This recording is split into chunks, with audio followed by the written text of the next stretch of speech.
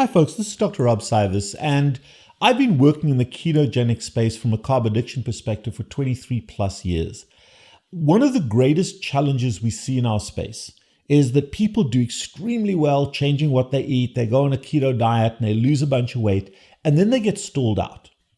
And they may have lost a lot of weight, like myself. I'm down 106 pounds, but I've been level at that level for quite a while. And the question is why?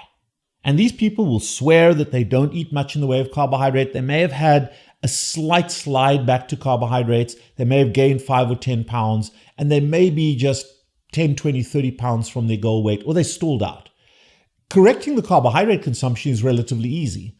You've got to reinvest in that. But there's a particular thing a matter that occurs in our space that is promoted rather than addressed. And this is the biggest flaw of the ketogenic space. And that is that as long as you're not eating carbohydrates, you can eat as much as you want to. And for some people, that is absolutely false. So there are 3 components to carbohydrate addiction. The first one is sugar itself is the drug. Sugar and starch is the drug. We'll leave that for another day. The second one is snacking. A snack is always an emotional event. It is never a nutritional event, even if it is a food that does not contain carbohydrates. Pepperoni and cheese as a snack is as much an emotional event. It's calories for your head, even if it's not M&Ms or pretzels. However, the thing I want to focus on today is what I've coined Rottweiler syndrome or binge eating disorder. And everybody in the modern society binge eats. Why? Because our societal override has been massive portion increase. So we've become very accustomed to overeating. Now, early on, when you're trying to get into ketosis, early on in this journey, it's okay to eat as much as you want to, particularly if it's fat, to get into ketosis to fat adapt. And then once you've lost all the weight, once you're a lean mass hyperresponder, you're super skinny, you're at kind of, I hate the word goal weight, but you're at a good weight, BMI somewhere between 21 and 25, then it's okay to eat as much as you want to because your body will self-regulate. But if you're in that journey between the rookie starters and you've done well and you've leveled off or you've bumped up a little bit, the greatest threat and the easiest way to transform is to address binge eating disorder or Rottweiler syndrome. What do I mean by that? Well, most of us, and ask yourself, how do you decide how much food you're going to eat at any one time? How do you decide that? Most of us have a predetermined idea if we're cooking at home. Most of us have a predetermined idea of how much we think we need. We put that on a plate, we sit down and we eat it. And almost always, it's way more than we need, particularly if we're still trying to lose some weight, because we should be tapping into the excess weight we have in our bellies rather than eating it all. And well, I'm ketogenic, I'm not eating carbohydrates, how can this be? You may not be gaining a lot of weight, but you're not losing weight because, and I hate this word, but we're calorie equivalent. Or we're actually calorie excessive. Similarly, for example, when we go out to eat, let's say I and my wife go out to eat. I'm 6 foot tall, she's 5'4". We both order the same food.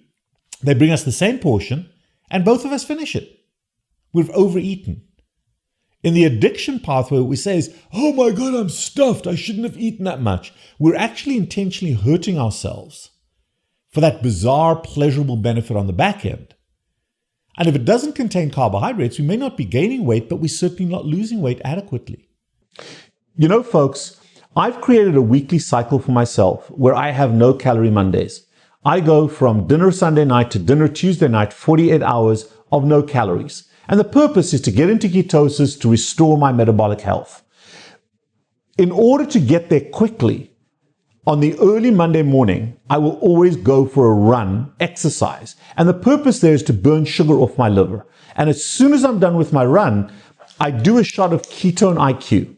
This is a ketone product that gets rapidly absorbed and transitions me very quickly into ketosis. Once the Ketone IQ is burnt off, I'm going to be using my own fat for the rest of that day. So I get into nutritional ketosis much quicker, much deeper when I do that. And that has advantages and allows me to do a 48-hour fast and not have to do even more extended fasts. Try it. Do the experiment. If it works, use it. If it doesn't work, don't use it, but help yourself. So how do we change that? Because the way the human body works is the human body works very effectively on a biofeedback pattern. So we're hungry, at least physiologically hungry, which happens very, very rarely. Most hunger is an emotional override, but we're hungry, okay? So we sit down, we begin to eat.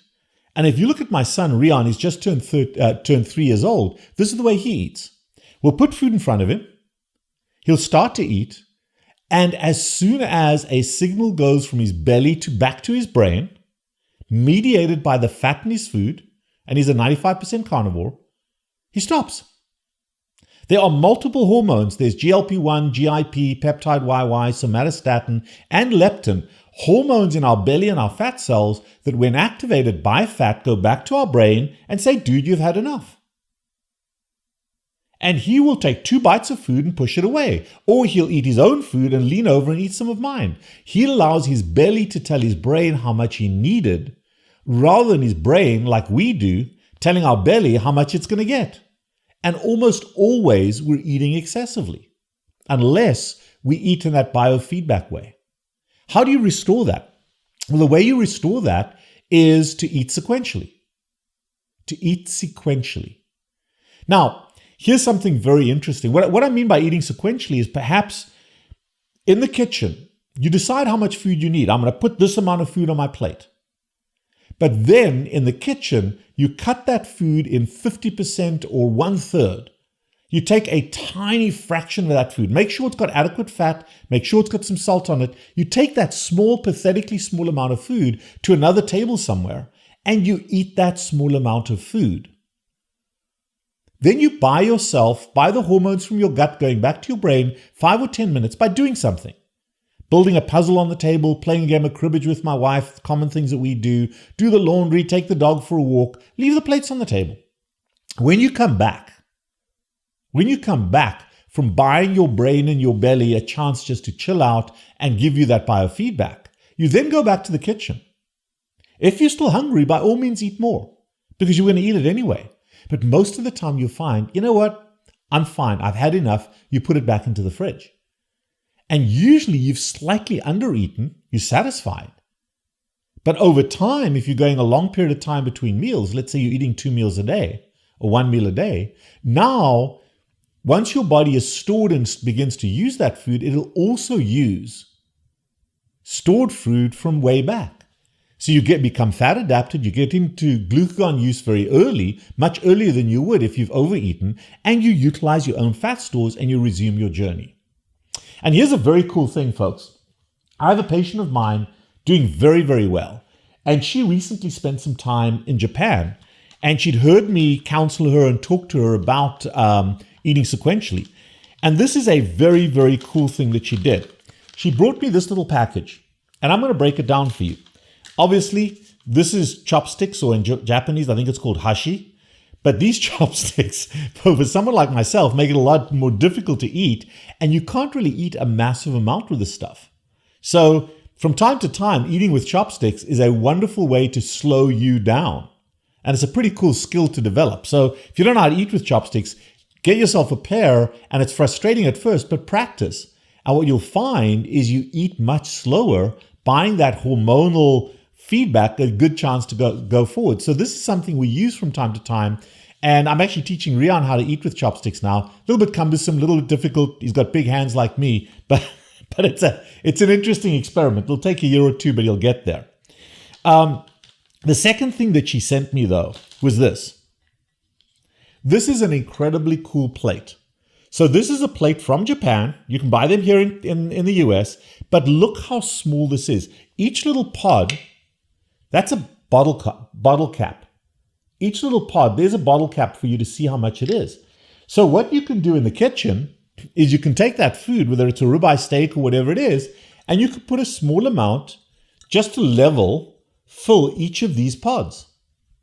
For example, on taco night, when we're having taco, I'll do ground beef in 2 of these. I may do some tomatoes, some guacamole, some lettuce, and some salsa sauce that we make ourselves.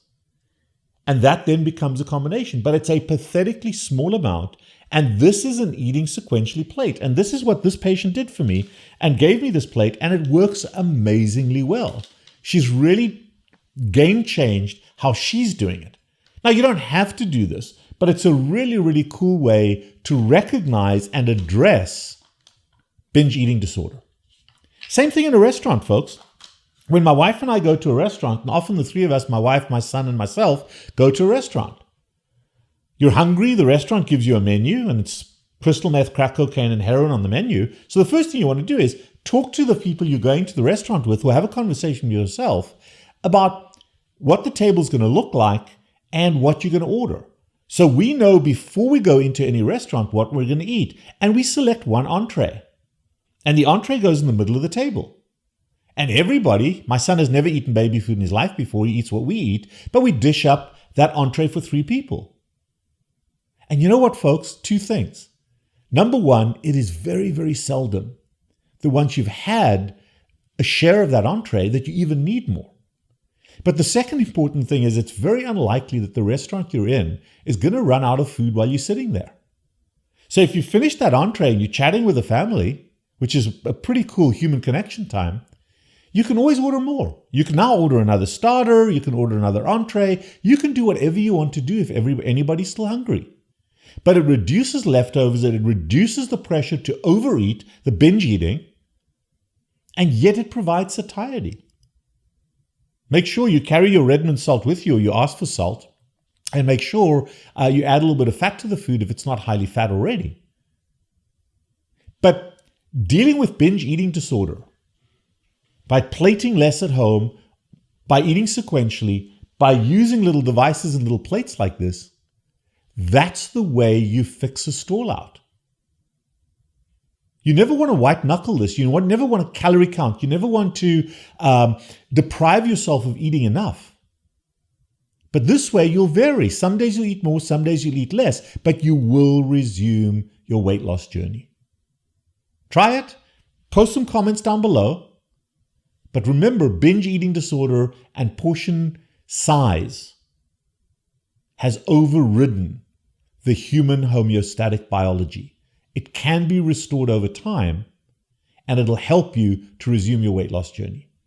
I am the Carb Addiction Doc. Please leave comments below. If you like what we're talking about, if you've had that aha moment, maybe throw us $1 or $2 to our PayPal account. I prefer you use the PayPal account. Patreon has gone off just a little bit for me in terms of the way they manage money. Of course, they're in business for themselves, but PayPal is a pretty good way to go. Support James behind the camera. But if you like our content, stay tuned, leave comments, interact with us, ask questions. I am the Carb Addiction Doc. Thank you.